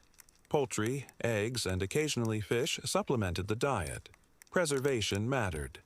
Meat was salted, smoked, or dried to last through the winter. The taste was often harsh, the texture tough. Spices were rare outside noble households, so flavor was simple. Salt, herbs, perhaps vinegar. For the poor, meat was not an expectation but a treat. A feast day might bring roasted goose or mutton, but weeks could pass with none at all. Fish and fasting. The church calendar shaped eating habits in a profound way. On Fridays and during Lent, meat was forbidden. Fish became the substitute, and demand for it grew. In coastal areas, fresh fish might be caught daily. Inland, dried, salted, or pickled fish became common. Herring, in particular, was central to medieval diets, traded across Europe in huge quantities. For those far from the sea, fish could be expensive. Some families substituted with cheese, eggs, or simple vegetable dishes on fast days.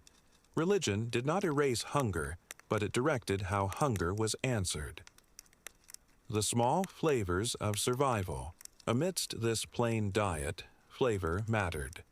Onions, garlic, leeks, and herbs grew easily and found their way into most dishes. Vinegar provided sharpness. Honey sweetened when sugar was too costly. Cheese offered variety. Hard, salty wheels that lasted months. Soft, fresh cheeses eaten quickly. Butter, where cows were kept, added richness. In some regions, ale was drunk daily, safer than water and nourishing in its own way. These were not luxuries but small comforts, the details that made endless bread and pottage more bearable. Feasts and festivals. Though daily meals were plain, festivals broke the monotony. At Christmas, Easter, or local fairs, tables might groan with roasted meat, pies, and spiced wine. Villages might share an ox roasted whole, or nobles might display their wealth with elaborate banquets. But such occasions were rare. For most people, the memory of the feast lingered long after the last scraps were gone, while the return to porridge and bread came swiftly. Section 2. Picture the quiet creak of a barn door in late autumn. Inside, sacks of grain are stacked, carefully measured, their contents meant to last the long winter. The family who placed them there knows every handful counts. Outside, the fields lie bare, waiting for spring. Between harvest and the next sowing, survival hangs in a delicate balance. This was the rhythm of life for centuries. Plant, harvest, preserve, endure, and always behind it, the shadow of hunger. The precarious harvest. For much of history, one poor harvest meant anxiety. 2 in a row meant famine. Crops were at the mercy of weather. Too much rain, too little sun, early frost, or swarms of insects. In the 14th century, the Great Famine swept across Europe when years of cold, wet weather ruined grain. Millions suffered, and entire villages withered. The link was direct and cruel. Grain meant bread. Without grain, bread vanished.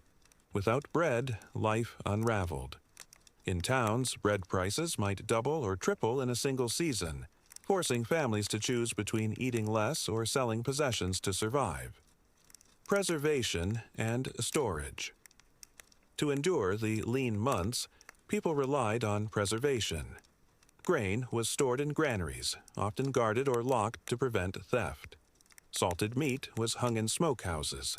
Root vegetables, turnips, carrots, onions, were packed in cool cellars. Cheese was aged, butter was salted, fruit was dried when possible. Nothing was wasted if it could last. Even bones might be boiled again and again, producing thin broths long after the meat was gone. Still, preservation was imperfect. Mice, damp, and mold threatened supplies. A single infestation could wipe out months of planning. Families often lived in constant worry, measuring out food carefully, stretching it to last. The cycle of scarcity. The "hungry gap" was a phrase that haunted Europe. It was the late spring, after winter stores were depleted, but before the new crops were ready. Fresh vegetables had not yet sprouted, grain reserves were low, and hunger was sharpest. In such times, people turned to whatever they could find. Wild herbs, nettles, acorns ground into bitter meal.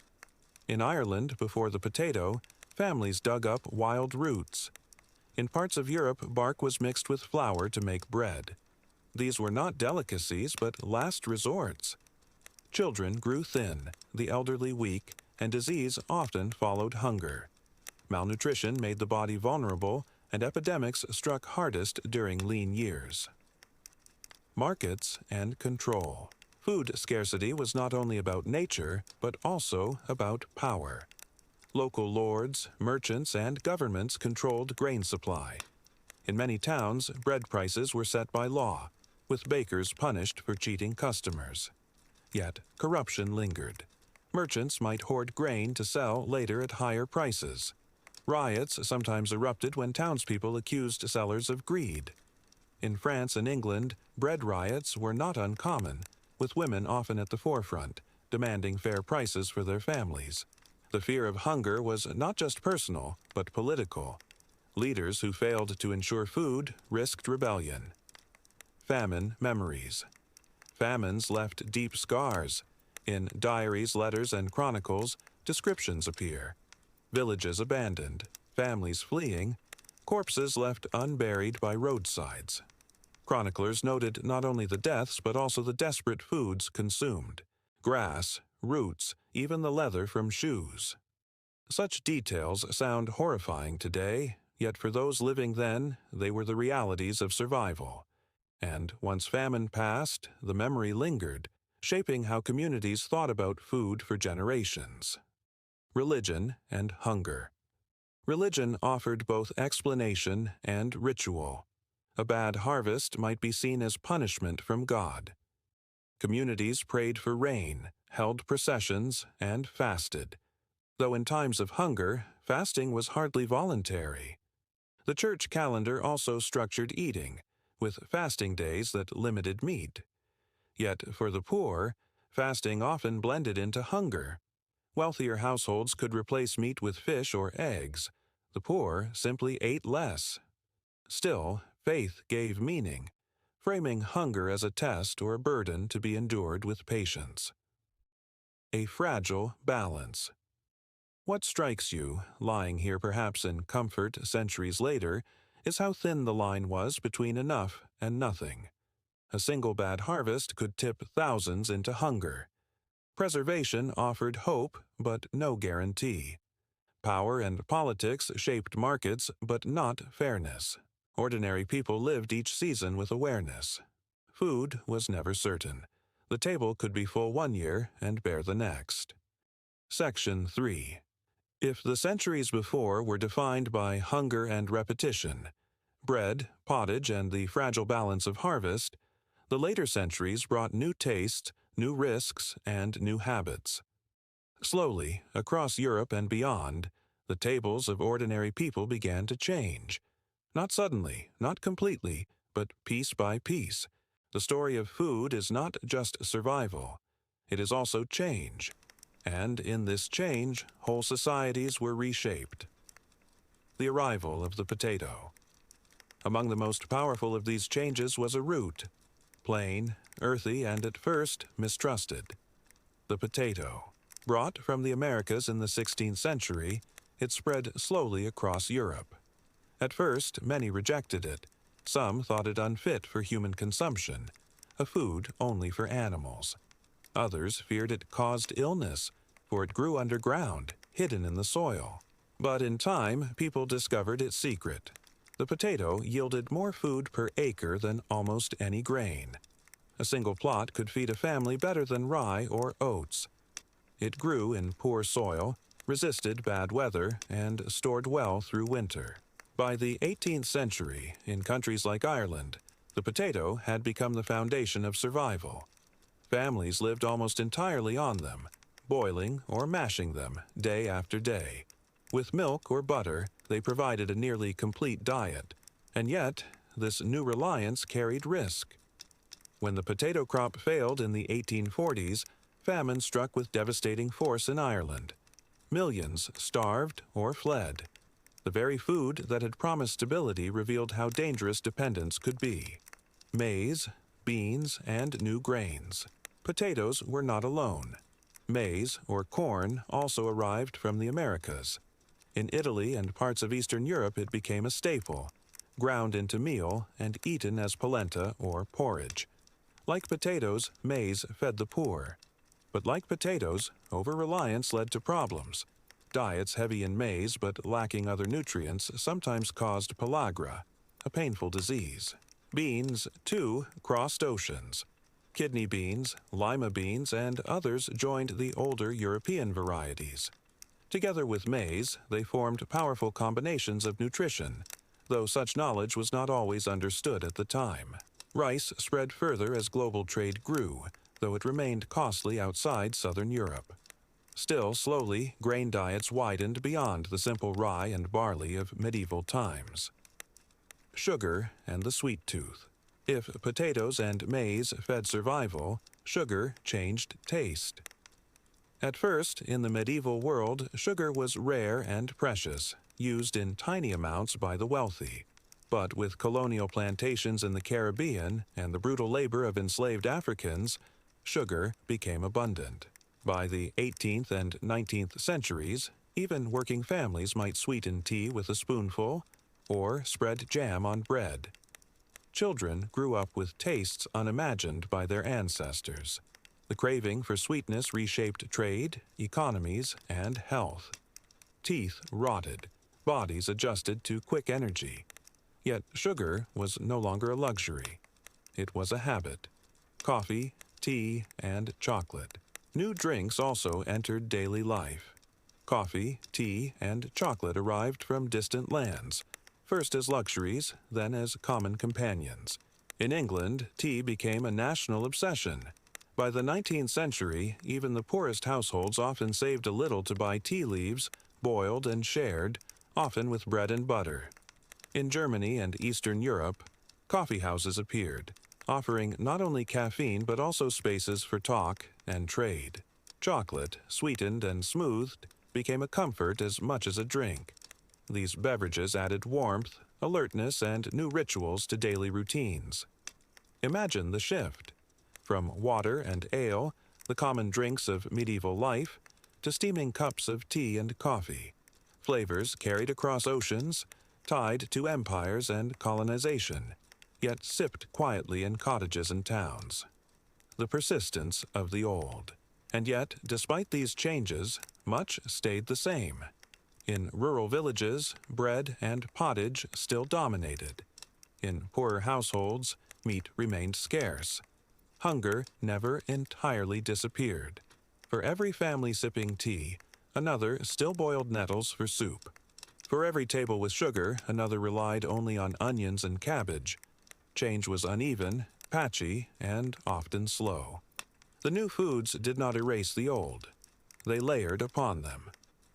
A slice of bread with butter was still daily fare, but now perhaps sweetened with a little jam. Porridge was still eaten, but maybe made with maize instead of oats. Food and identity. Food is never just food. It becomes memory, identity, and culture.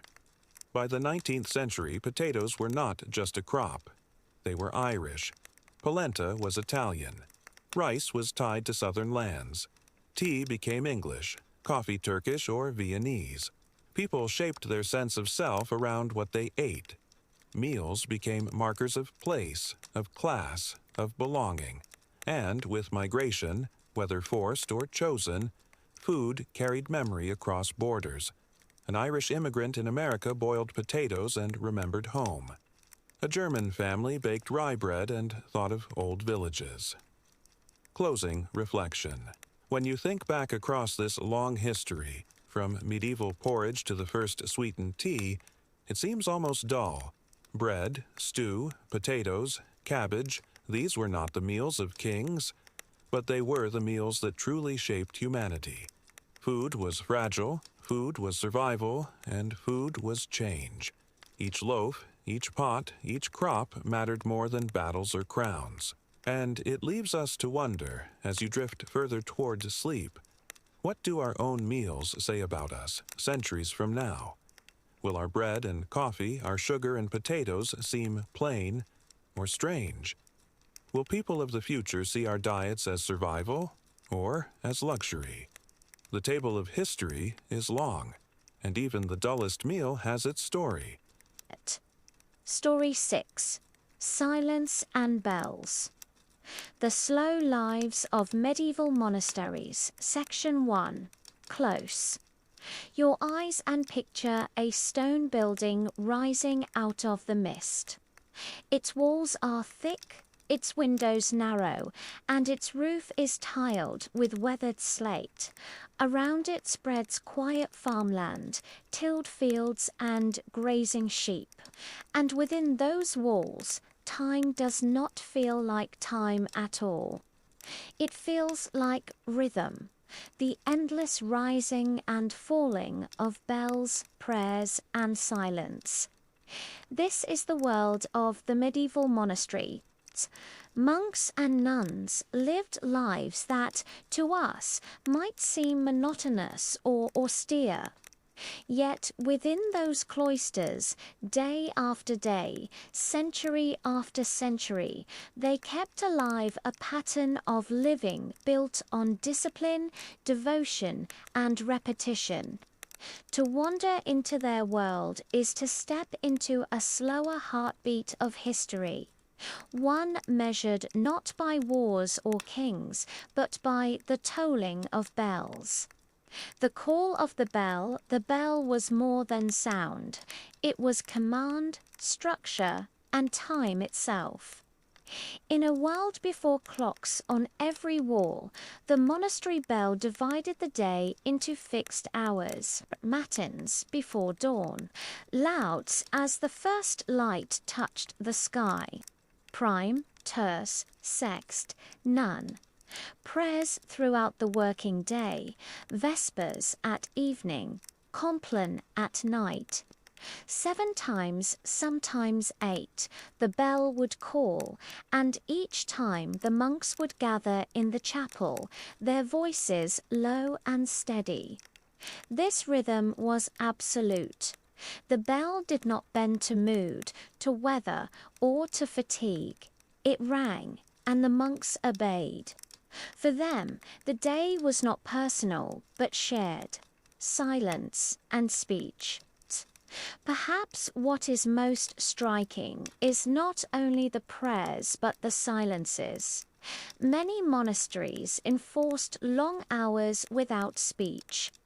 Communication was done through hand gestures, nods, or quiet looks. Silence was thought to bring focus, humility, and closeness to God.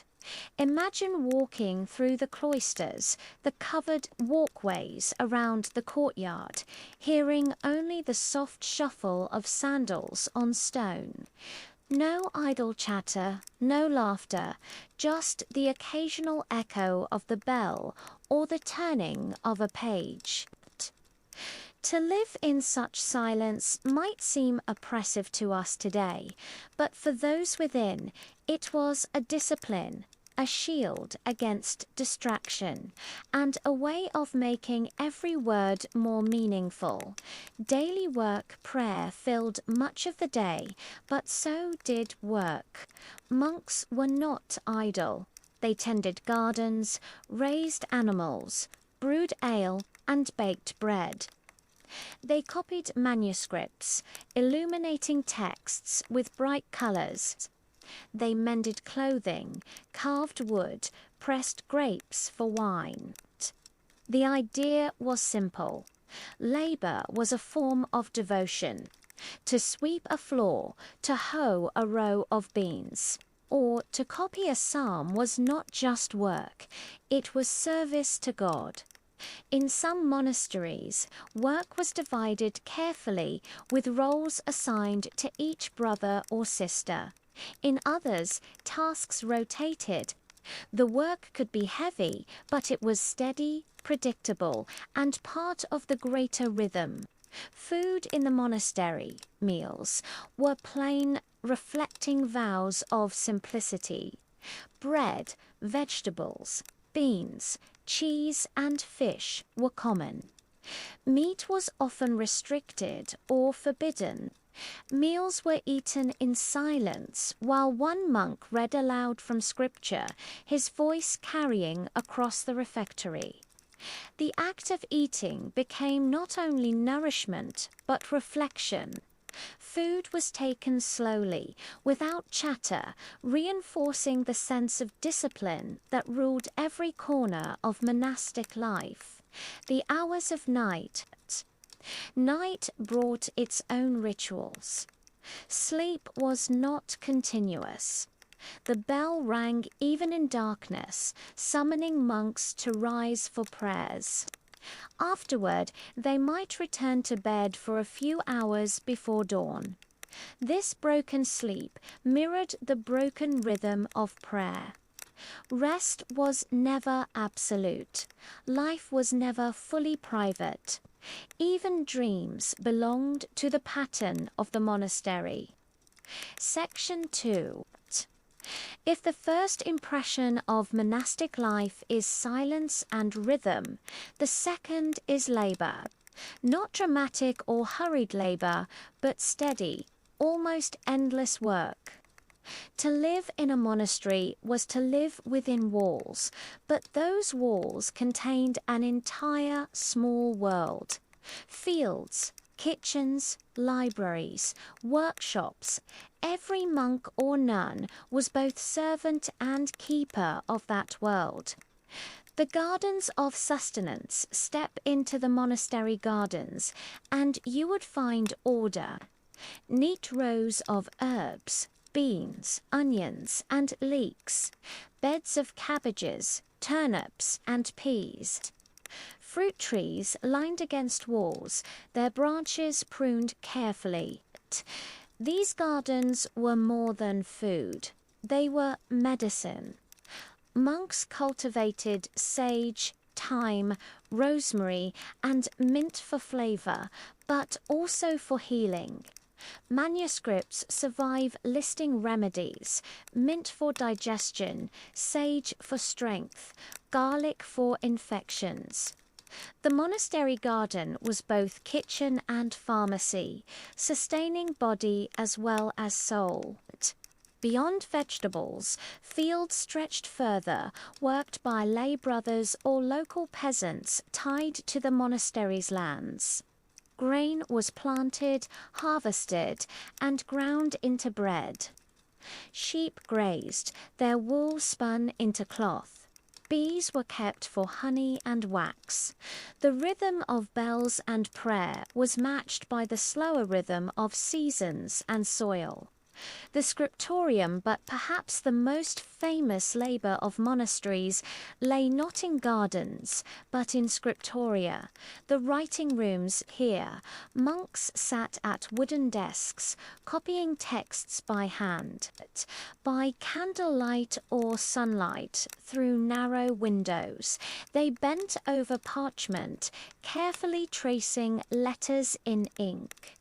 Mistakes were scraped away with knives, margins were decorated with vines, beasts, and golden illuminations. The work was slow. A single manuscript might take months or years, but without it, knowledge would have vanished. Ancient texts of Aristotle, Cicero, or scripture itself survived because anonymous monks copied them page after page. Imagine the silence of the scriptorium, broken only by the scratching of quills and the rustle of pages. For the monks, it was more than copying, it was devotion, preserving words for eternity. The monastic economy monasteries were not isolated from the world, they were part of the economy. They owned land, collected rents, and sometimes grew wealthy. Pilgrims visited holy relics housed in their chapels, leaving offerings. Markets near monasteries thrived, selling produce, ale, and wool from monastic estates. This wealth was often controversial. Some monasteries lived simply, keeping 2 vows of poverty. Others accumulated riches, building grand churches or holding banquets for nobles. Critics, even within the church, accused them of straying from their ideals. Yet, without monasteries, local economies would have faltered. They provided employment, charity for the poor, and medical care for the sick. In their quiet way, they were anchors of medieval society, charity and care. Part of the monastic rule was service. Monasteries gave food to the hungry, shelter to travelers, and care for the sick. Infirmaries within monasteries tended not only to monks, but sometimes to villagers who had nowhere else to go. This care was not modern medicine, but it was significant. Herbs, rest, and prayer formed the core of treatment. Some monasteries specialized in caring for lepers, setting aside separate houses for those afflicted. To the poor, the monastery was a place of hope. To rulers, it was a place of stability, and to the monks themselves, it was an extension of their vows, service as devotion. Education and memory monasteries were also schools of a sort. Young boys, often from noble families, were sent to be educated there. They learned Latin, reading, and scripture. Some stayed as monks, others left carrying knowledge into the world. Thus, monasteries preserved not only food and medicine, but memory itself. In an age when few could read, they were libraries of human thought, silent keepers of words and wisdom. The monastic day in detail, if you had walked within a monastery, the pattern would have seemed repetitive. The bell for matins before dawn, chanting in the chapel, the smell of beeswax and stone, work in the gardens, silence at meals, prayer again at terce. Labour in the scriptorium, the sound of quills scratching, midday, a simple meal of bread, beans and ale. More work, more prayer. Vespers at twilight, voices echoing in plaintant. A final meal, compline at night, and the cold silence of the dormitory. This pattern did not change. Year after year, century after century, monks lived within it, their lives consumed by its rhythm. To outsiders, it might seem dull. To them, it was order, purpose, and meaning. Section 3. The life of monasteries, as steady as the tolling of bells, did not remain untouched by time. History does not allow any rhythm to last forever. What had been strongholds of prayer, labour and memory eventually began to weaken, transformed by forces beyond their walls. Whispers of change.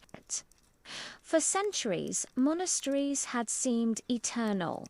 Their stone cloisters, their gardens, their scriptoria all gave the impression of permanence.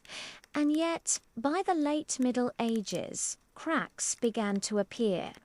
Some orders had grown wealthy, their abbots dressed in fine robes, their halls echoing with banquets rather than prayer.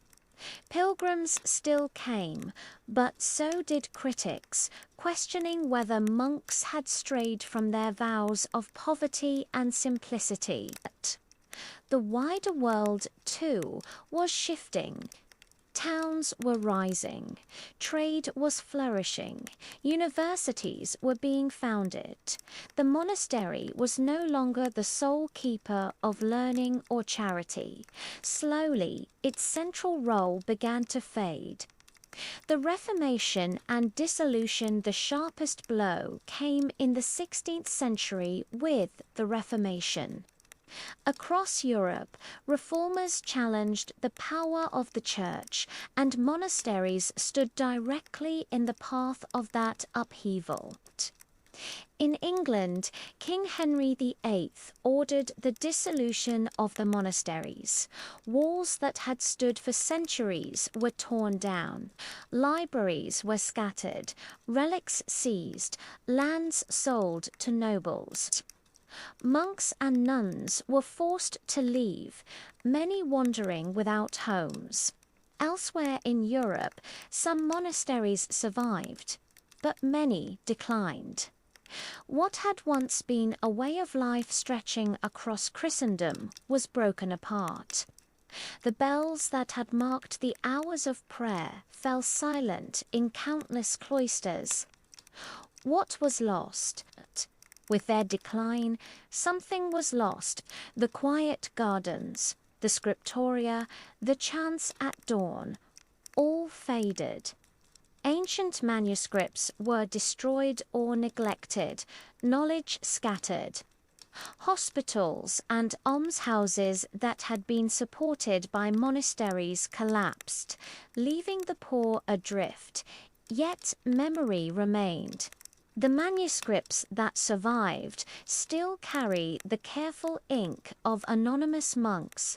The ruins of abbeys, ivy-covered and crumbling, still stand across Europe, silent witnesses of a life once lived with steady devotion, the legacy of rhythm.